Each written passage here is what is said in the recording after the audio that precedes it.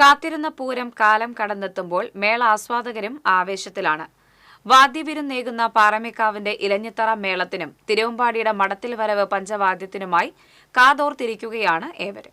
ചിട്ടവട്ടങ്ങൾ തെറ്റാതെയുള്ള വാദ്യവിരുന്നാണ് മടത്തിൽ വരവ് പഞ്ചവാദ്യത്തിലൂടെയും ഇലഞ്ഞിത്തറ മേളത്തിലൂടെയും തിരുവമ്പാടി പാറമേക്കാവ് വിഭാഗങ്ങൾ മേളക്കമ്പക്കാർക്കായി ഒരുക്കുന്നത്.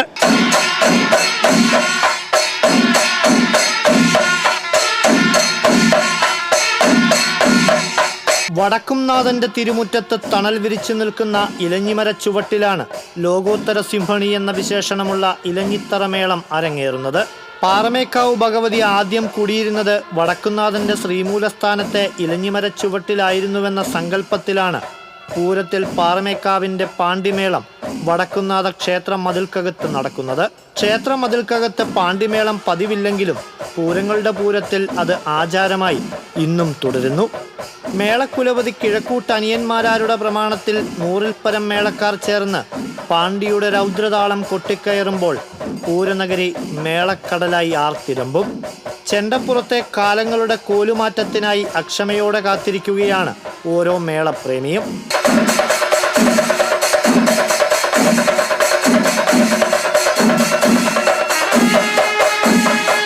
ഐതിഹ്യപ്പെരുമ നിറഞ്ഞ പൂരച്ചടങ്ങുകളിൽ തിരുവമ്പാടിയുടെ പ്രധാന ചടങ്ങുകളിൽ ഒന്നാണ് മടത്തിൽ വരവ്.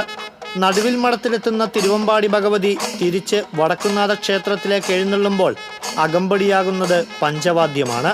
ഇതോടെ പഴയ നടക്കാവ് പഞ്ചവാദ്യത്തിന്റെ പെരുമഴയിൽ മുങ്ങും.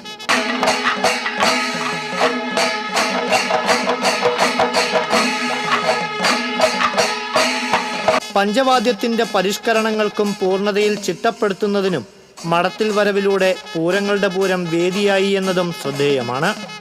കോങ്ങാട് മധുവിന്റെ പ്രമാണത്തിൽ ഇടം വലം നിരക്കുന്ന 100ഓളം വാദ്യകലാകാരന്മാർ ചേർന്ന് വാദ്യങ്ങളുടെ ഈ സംഗമ വഴിയിൽ നാദലഹരി തീർക്കും. ഈ വാദ്യവിസ്മയത്തിലലിയാൻ ജനം പൂരനഗരിയിലേക്ക് ഒഴുകിയെത്തും.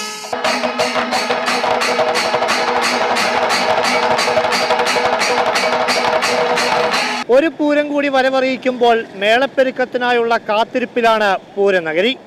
കൃഷ്ണകുമാർ കെ മലയിലിനൊപ്പം അഭിജിത്ത് തലച്ചിറ, TCV.